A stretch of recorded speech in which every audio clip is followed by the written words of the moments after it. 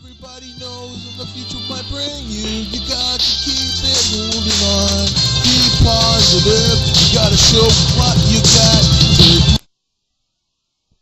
Yo, what's up, NHL fans around the world? How's it going, everyone? Hope your World Cup's going awesome. What an upset this morning. Actually, a news moment right now, actually. It looks like Brazil is out. I guess the curse of the Confederation Cup continues, everybody. There's no doubt in my mind. The Brazilians, they just didn't have what it took. They got undisciplined, and then they lost. So the Dutch are one step away from the World Cup final. Can you believe it? Holland has finally done it. That is unbelievable. Congratulations, Netherlands. You have done the impossible. Mission impossible. You're down 1-0. Come back second half. You generate two amazing goals. Great set pieces. Great timely goals. Hey, sometimes you got to have a little bit of luck. And that's what happened there. You had the luck. So, folks, now we move to the NHL Free Agent Frenzy. This is day 2 of the Free Agent Frenzy. And I got to tell you, folks, it was a busy day yesterday across the NHL, just like the NBA. So here we go. So here are the sign-ins. It looks like the Anaheim Ducks have re-signed Saku Koivu for a new 2-year deal worth about, I think it's $5 million. Tony Ludman signed there for a 3-year contract. Atlanta signed Chris Mason to a multi-year deal.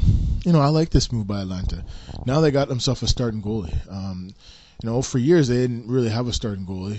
They had Kerry Lettinen for a while.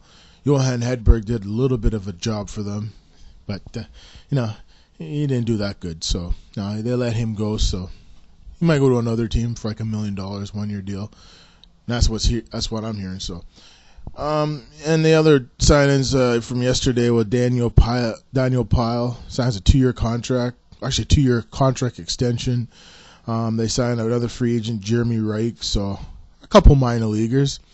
You think about these young minor leaguers, these guys will turn out to be superstars someday. Some of them will be good, and some of them will be average. So we'll just have to see what happens with Daniel Pyle and Jeremy Reich. Demi Rosh. I think that's how it says. Okay, Buffalo goes out and signs Jordan Leopold after losing Tony Ludman. This is a good move, no doubt. I still think they lost some, good defensemen in Ludman, and I think it's going to come back to haunt them. So, yet again, another surprise signing. Calgary Flames get Olli Jokinen and Alex Tanguay. They get Alex Tanguay for $1.7 million. They Olli Jokinen for $6.5 million. Didn't they just recently traded off Olli Jokinen, folks? I'm shocked. I just can't believe they made this move. It comes as a complete shock to me. They go and do this move, but hey, that's what happens. I guess Daryl Sutter, for the life of me, I guess Daryl Sutter knows what he's doing, because this signing actually makes no sense. But who knows? Maybe Olli Jokinen at a cheaper price can maybe get the job done. Just think about it. Last year he was making $5 million. This year he's making $3 million. And you think about it. I heard from one insider on Sportsnet, Nick Kyprios. He said to me, on the TV, he said he couldn't believe that they brought in Olli Jokinen. There was no offers for him, and Calgary comes out of nowhere and does this signing. So I guess Daryl Sutter knows what he's doing, because I tell you honest truth, folks, this is just unbelievable. The Flames didn't need to bring back Jokinen. They could have brought back Lombardi. It made more sense. They could have gone someone else, maybe make a trade and bring Mark Savard out of Boston. There was still talk of that happening, but I guess it's dead now after they got Jokinen. I think Tanguay is going to be a perfect fit to play with again. Unbelievable. How on earth did Calgary get Alex Tanguay for $1.7 million?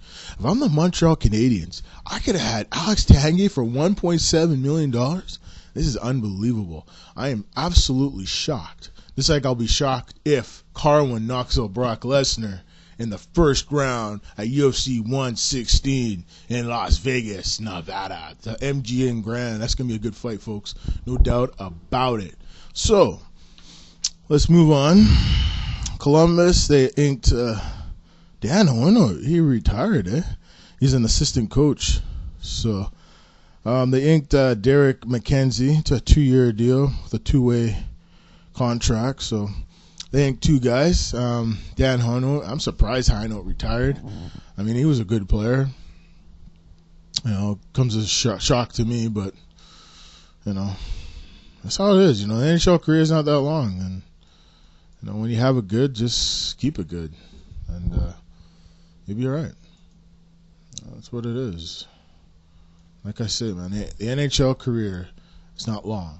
So when you're playing, enjoy your years playing. Don't forget, Dan Hoyno won a Stanley Cup with the Colorado Avalanche back in 2001 when they defeated the New Jersey Devils in the Stanley Cup Finals. So let me tell you, sometimes that's what happens. A player knows when it's over, and I guess Dan Hoyno knew when it was over, so it's over for him. So other signings, Dan Hamhuis signed with Vancouver, big 4-year deal worth I think it's about $27 million.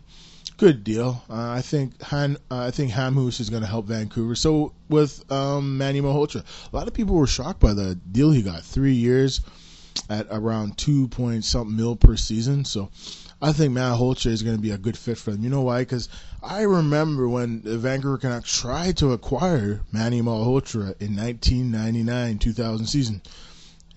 If you think about it, if Manny Malhotra would have went from the Rangers to Vancouver at the time, Pavel Bure would have went to the New York Rangers at the time, and Wayne Gretzky wouldn't have retired when he did retire.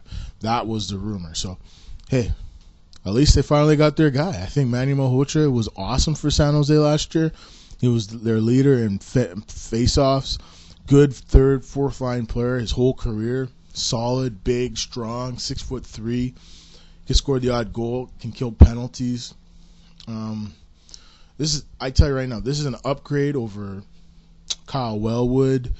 Upgrade over Ryan Johnson. Ryan Johnson's always been a solid player for them, but he's always been hurt. But I hope they could bring him back. But I don't know, Vancouver. It's up to you. And I think now they'll just try to ink players like a $1,500,000. Try to move one of their defensemen. The rumor right now is Kevin Bieksa might be getting moved.